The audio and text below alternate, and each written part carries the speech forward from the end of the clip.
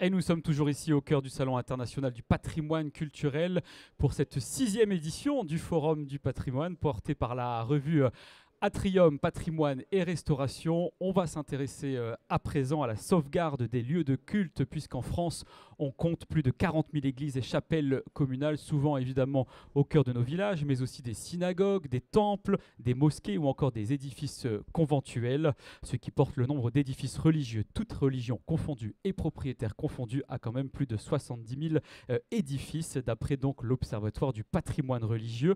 Ce dernier indique cependant qu'en France, il y a 1137 édifices qui sont en péril et environ entre 4 et 5 000 en état de souffrance. Alors comment préserver ces édifices sans les figer? Faut-il leur trouver de nouveaux usages ou simplement leur redonner vie au cœur des territoires? Pour en parler, j'ai à mes côtés Christophe Fagot. Vous êtes architecte du patrimoine, gérant de l'agence Ilex Architecture. Vous avez mené de nombreux chantiers de restauration, de restauration sur le patrimoine religieux évidemment, mais pas que, bien entendu. À vos côtés, Valérie Godard, vous êtes conservatrice régionale des monuments historiques et également conservatrice générale du patrimoine au sein de la direction régionale des affaires culturelles de la région Pays de la Loire. Merci d'avoir accepté notre invitation. Première question, est-ce que vous pouvez me dire justement tous les deux quelle place occupe ce patrimoine religieux dans votre pratique à la fois d'architecte et vous en tant que conservatrice du patrimoine? Je dirais une grande place. Une grande place parce qu'il y a effectivement quand même beaucoup de monuments historiques qui sont des églises.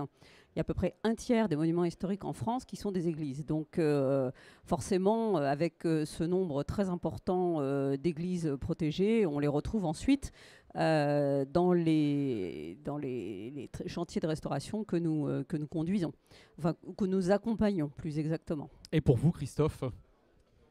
Alors, c'est une grande partie déjà de la commande patrimoniale publique pour des agences comme les nôtres.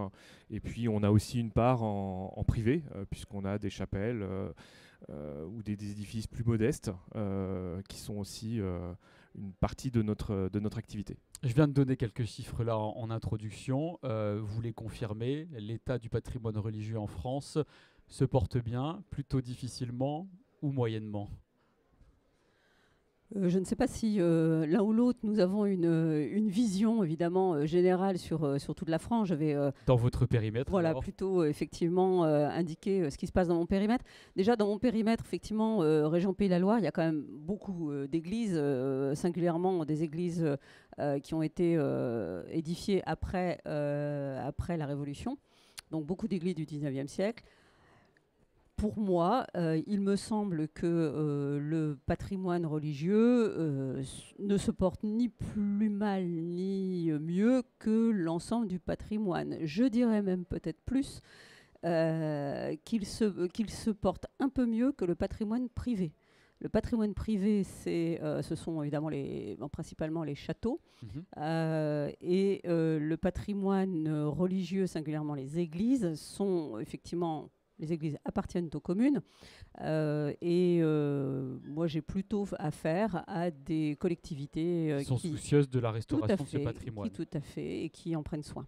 Christophe, vous confirmez également, vous vivez ça dans votre secteur.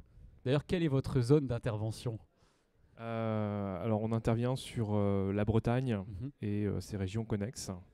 Donc là encore, un périmètre, un recul qui est limité, donc on peut parler de ce qu'on connaît, mais voilà, on a un regard sur les quelques édifices sur lesquels on intervient. Alors les chiffres que vous avez évoqués sont quand même plutôt édifiants. On est sur un patrimoine fragile, mais c'est vrai qu'on note quand même, je trouve, une prise de conscience depuis quelques années, quelques décennies, et il y a quand même des choses qui se font, voilà, des projets qui sortent, qui vont dans le sens d'une valorisation, d'une restauration de ces édifices. Quelles sont les principales causes justement de dégradation du patrimoine religieux? Je dirais effectivement, c'est le fait que ces lieux sont de moins en moins fréquentés. Donc on les connaît moins bien. À partir du moment où on les connaît moins bien, forcément on voit moins, quand on n'y va pas, quand on ne visite pas quelque chose, on voit moins les zones qui se dégradent. Mais de façon générale, tous les travaux sur lesquels nous sommes amenés à intervenir, enfin les édifices sur lesquels nous sommes amenés à intervenir, nécessitent des travaux souvent de couverture et tout ce qui est lié à l'assainissement. En fait, c'est-à-dire l'eau, la circulation de l'eau, les remontées capillaires, la collecte des eaux pluviales. C'est principalement ça. Il y a aussi parfois les vitraux qui sont cassés. Et de façon générale, il y a déjà effectivement des questions d'entretien qui se posent. Plutôt donc pour le clos et le couvert en général et moins à l'intérieur. Oui, c'est ça. Les petites communes, est-ce qu'elles ont les moyens d'entretenir et de restaurer ce patrimoine ou c'est de plus en plus difficile ? Alors effectivement, on est vraiment sur, la plupart du temps sur des défauts d'entretien, ou ça peut être aussi des restaurations malheureuses qui ont été effectuées il y a quelques décennies. Donc, en fait, les communes, je pense qu'elles ont les moyens d'entretenir. Après, il faut vraiment faire ce travail d'entretien régulier. C'est vrai que c'est toujours plus facile et moins coûteux d'intervenir en entretien plutôt que sur des restaurations d'urgence. Et ça, il faut attendre plusieurs décennies, de laisser se dégrader et de devoir intervenir sur la globalité du monument. Exactement. Est-ce que vous avez constaté d'ailleurs une évolution dans la manière dont perçoivent les communes ce patrimoine religieux ? Non, moi, je pense que dans le mot patrimoine religieux, enfin l'expression, il y a le mot patrimoine. Donc, au-delà du l'usage. Voilà, de l'usage et du symbole que peut représenter un patrimoine religieux, un édifice religieux, je pense qu'il est clair dans la plupart de tous les esprits que c'est d'abord et aussi un patrimoine. Donc en effet, moi je vois des communes qui sont attentives à leur patrimoine. Mais c'est une charge, c'est un effort pour elles. Et il faut les aider. Donc c'est ce que nous faisons dans les services de l'État, dans la mesure de nos moyens humains et financiers. Mais c'est vraiment notre mission. Donc oui, on les sensibilise, comme ça vient d'être dit, à l'entretien. Les gros travaux coûtent beaucoup plus cher. Donc là, en effet, on peut avoir des communes qui, tout à coup, sont un peu effrayées par le montant très important de certains travaux. Je rappelle que vous êtes conservatrice régionale des monuments historiques donc pour les Pays de la Loire et vous venez tout juste de rouvrir d'ailleurs la cathédrale de Nantes après 5 années de travaux consécutifs liés justement à un incendie criminel en 2020, juste après finalement celui de Notre-Dame de Paris qui n'est pas d'origine criminelle, en tout cas pour le moment les conclusions n'ont pas été rendues publiques. Est-ce que vous pouvez nous raconter justement les grandes étapes de la restauration de cette cathédrale de Nantes ? Alors c'est une longue aventure effectivement puisque il y a 5 ans, donc en juillet 2020, un incendiaire mettait le feu à 3 endroits de la cathédrale. Nous avons des très grandes pertes patrimoniales puisqu'on a perdu un orgue du XVIIe siècle. C'est irréversible. C'est irréversible, oui. On a perdu définitivement. Il nous reste quelques vestiges, quelques lambeaux, morceaux qu'on essaiera de valoriser. On a perdu également entièrement une verrière qui avait été créée à la demande d'Anne de Bretagne, donc au XVIe siècle. C'était le dernier vitrail historique de la cathédrale de Nantes. On a perdu ensuite un tableau d'Hippolyte Flandrin, donc qui n'est pas un petit peintre comme chacun le sait. Donc voilà, des pertes très importantes. Et donc au-delà de la sidération et du choc, sur 5 ans, nous avons travaillé à premièrement déblayer l'ensemble des vestiges en considérant qu'effectivement c'était des vestiges. Donc c'était du patrimoine. Donc on n'a pas tout jeté. Pas les éliminer totalement. Voilà, on n'a pas tout jeté à la poubelle évidemment. Et on va valoriser certains de ces vestiges, notamment les vitraux et les débris de l'orgue. Et pourquoi vous n'avez pas reproduit à l'identique ? Alors attendez, pour l'instant, on n'en est pas là. Reproduire à l'identique, si, on l'a fait justement pour tout ce qui concerne la restauration de la maçonnerie. Oui. Puisque on a fait une campagne de dépollution totale de l'édifice aussi, pollué au plomb des tuyaux d'orgue. Ensuite, on est passé en restauration. Donc restauration effectivement du chœur, du bras sud. Et là, en ce moment, on attaque la façade occidentale et on est en restauration. Toute la pierre, toute la maçonnerie et pierre de taille, c'est de la restauration. L'orgue n'a pas été reconstitué tel qu'il existait avant l'incendie ? Alors, on n'est pas encore à ce moment-là, puisqu'on n'a pas terminé les travaux justement de gros œuvres, si je puis dire. Oui. Pour ce qui concerne l'orgue, il y a effectivement l'idée de faire une restitution de cet orgue, du buffet de l'orgue. L'instrument, lui, par contre, sera un instrument contemporain. Oui. Mais le Donc, buffet d'orgue, c'est-à-dire le mobilier en tant que tel, Voilà, sera reproduit à l'identique. Il faudra essayer d'adapter, effectivement, en tant que faire se peut, pour que tout ça fonctionne ensemble. Et puis par contre, pour la verrière, eh bien, ça sera une création d'un artiste contemporain et d'un maître verrier, avec un concours qui sera lancé en 2026. Et quels sont les métiers que vous avez valorisés tout au long de ce chantier titanesque qui a duré 5 ans et qui continue d'ailleurs? Alors, ces métiers, ils sont très nombreux, au premier rang desquels on a quand même maçonnerie, pierre de taille, ça c'est évident, mais pas que, puisque nous avons tous les métiers d'art, en fin de compte, qui sont représentés ici au Salon du patrimoine, donc aussi bien des restaurateurs de peinture de chevalet, puisqu'elles ont été également touchées par l'incendie. Qui ont des spécialités justement dans la restauration du patrimoine religieux? Est-ce que ce sont des spécialités? Oui.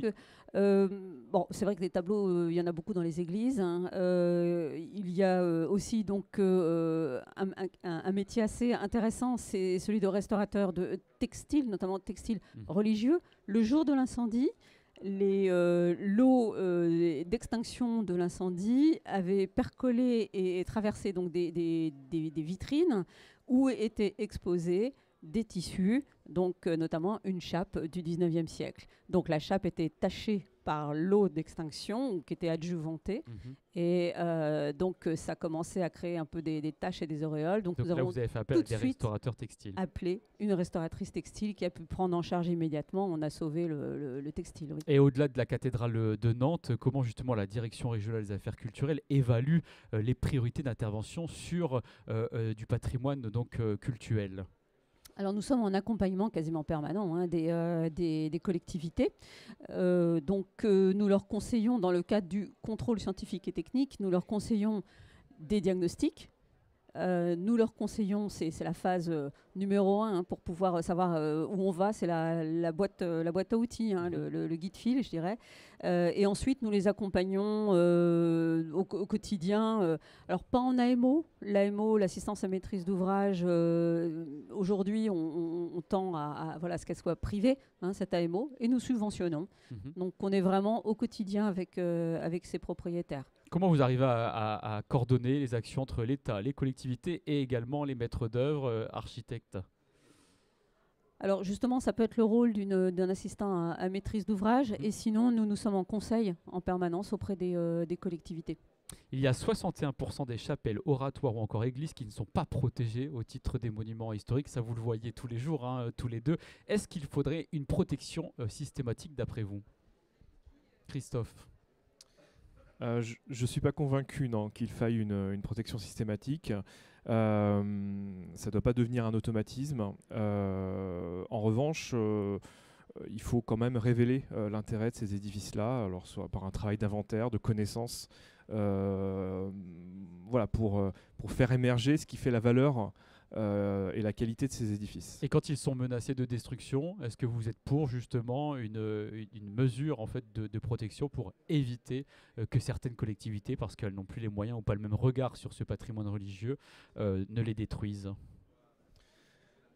Une protection, elle doit être là pour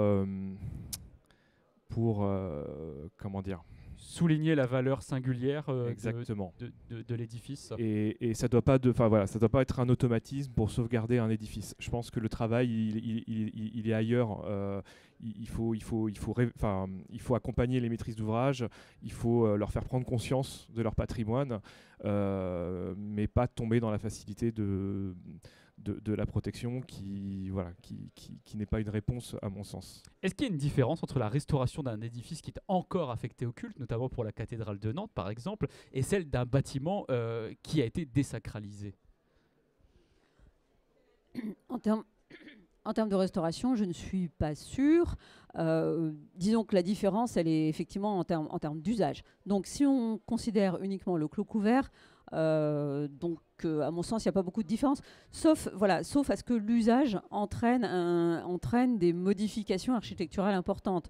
Évidemment, si la plupart des édifices religieux aujourd'hui ne sont pas chauffés, si on a un usage de bibliothèque ou autre, donc avec ou de musée, puisqu'il y a des édifices religieux qui peuvent devenir des musées aussi, pourquoi pas, des présentations de collections ou des habitations.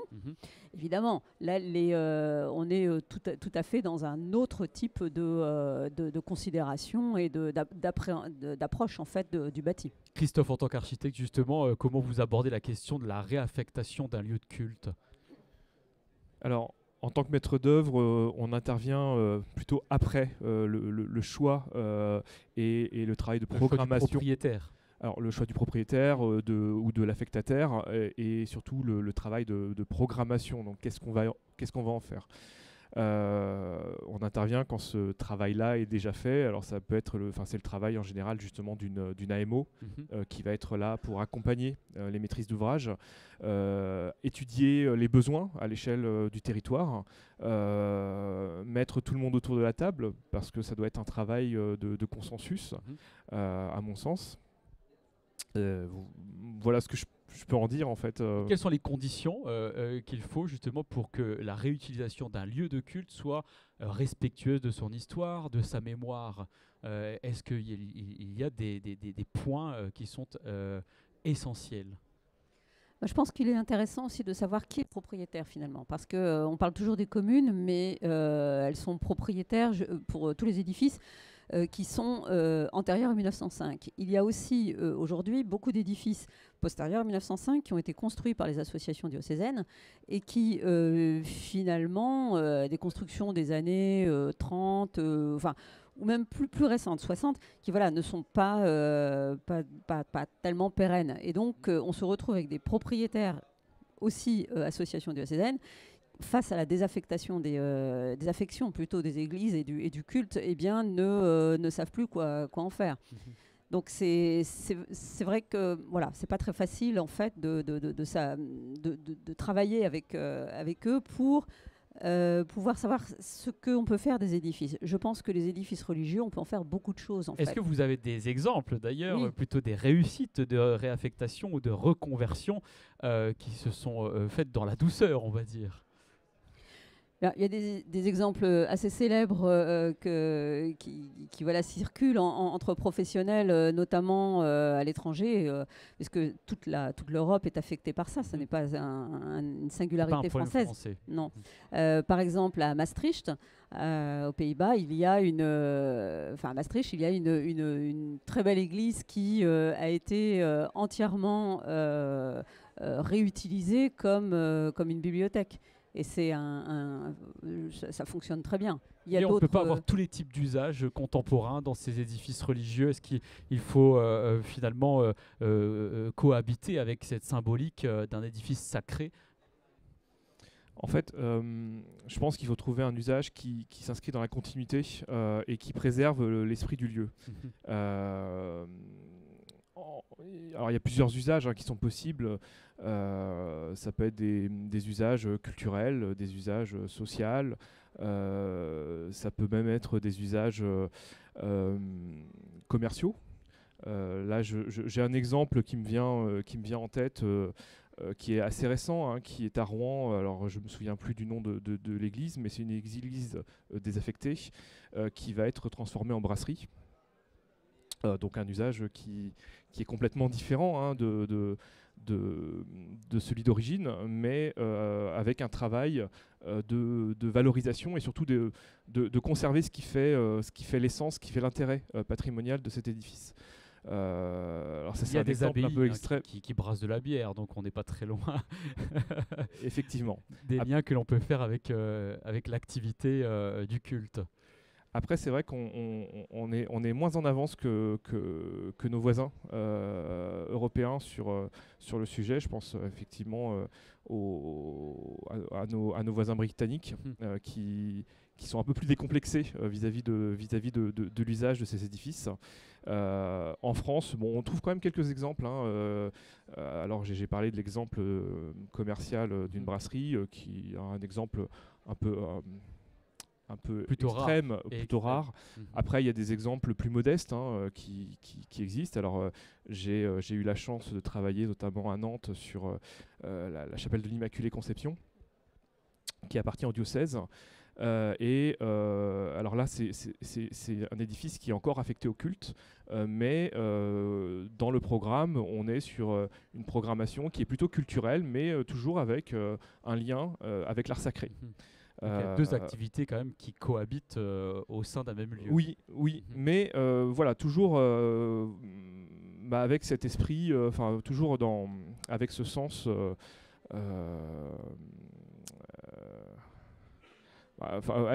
En conservant l'esprit du lieu, voilà, c'est ça. La question aussi du financement est très importante pour la restauration de ces lieux de culte. Quels sont aujourd'hui les principaux leviers justement financiers pour sauver ce patrimoine religieux?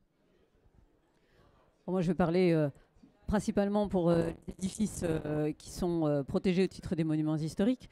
Donc l'État est en général le premier contributeur, donc en subventionnement. Les autres collectivités, lorsqu'elles en ont les moyens ou le souhait, donc la région, les départements. Et la Fondation du patrimoine aussi, qui a lancé une grande collecte autour de ce patrimoine. Tout à fait. Il y a ensuite d'autres contributeurs.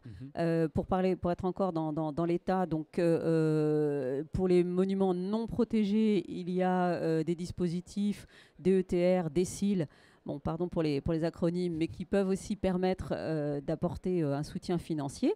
Et puis, effectivement, tout le mécénat. Donc la sauvegarde de l'art français,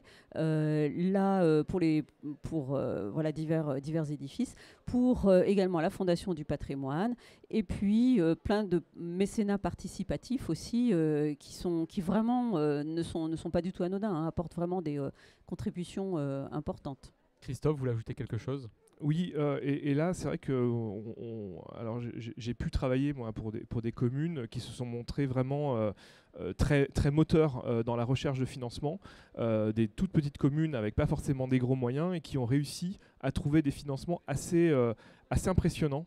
Voilà, il y a le rôle des associations, il y a le rôle des habitants et des communes en elles-mêmes, enfin des élus, pour aller chercher ces financements. Vous êtes confiant donc en l'avenir à travers les échanges que l'on vient d'avoir là à l'instant dans la préservation de ce patrimoine religieux. Il y a plusieurs milliers, dizaines de milliers d'édifices qu'on a pu évoquer au début de cet entretien. Comment vous voyez l'avenir ? Est-ce que vous êtes plutôt optimiste ? Oui, moi je ne suis pas du tout pessimiste. Je pense que tout le monde comprend que, pour parler principalement des églises, les églises sont un patrimoine. Elles font sens Ce sont les premiers musées de France qui sont ouverts au public gratuitement. C'est exactement ça. On parle aujourd'hui beaucoup de ruralité. C'est, je dirais, le patrimoine de proximité à portée de la main. Dans chaque village, quasiment, il y a une église. Donc, c'est du patrimoine. Il y a des dispositifs importants, donc des coups de pouce qui sont donnés aussi par le ministère de la Culture avec ce fameux FIP dont tout le monde parle, mais qui donne un coup de pouce supplémentaire. Il y a également des campagnes qui sont menées pour qu'on protège davantage. C'était le sens du message du président de la République en juin 2023, pour protéger davantage d'églises. Voilà, donc on est dans cette tendance-là. Et moi, j'ai dans ma programmation, par exemple, de cette année, programmation financière, j'ai au moins une quarantaine d'édifices qui sont concernés par des projets de restauration. Qui sont concernés financièrement. Donc, ce qui veut dire qu'il y a, pour 2025, ce qui veut dire qu'il y a en plus tous ceux qui sont déjà en travaux des années précédentes. Donc, finalement, c'est presque la moitié de notre activité. Christophe, vous êtes optimiste, vous, en tant qu'architecte ? Oui, alors j'ai parlé tout à l'heure de communes qui se sont montrées très moteurs et quand je vois des communes comme ça arriver à sortir des projets de restauration d'églises et plutôt exemplaires, je reste optimiste. Alors toutes les communes ne sont pas comme ça, mais voilà, ces quelques communes-là, c'est plutôt un facteur d'optimisme, je trouve. On parlait de patrimoine et de la Fondation du patrimoine plus précisément, et notamment des années 20 et 30, vous l'avez cité tout à l'heure. Dans le dernier numéro de la revue Atrium Patrimoine et Restauration, on a un article qui est consacré à l'église Saint-Géry-de-Brie dans la Somme, dans les Hauts-de-France. Édifice plutôt singulier, vous n'en voyez pas tous les jours, hein, des édifices comme celui-ci, des églises art déco. C'est vrai que le nord de la France est plutôt richement doté. Donc je vous invite à lire ce numéro donc, qui vient de paraître à l'occasion du Salon international du patrimoine culturel 30e édition. Merci à tous les deux d'avoir été avec nous. N'hésitez pas à revoir toutes ces émissions sur la chaîne YouTube évidemment. D'autres arriveront ces prochaines heures. À très vite.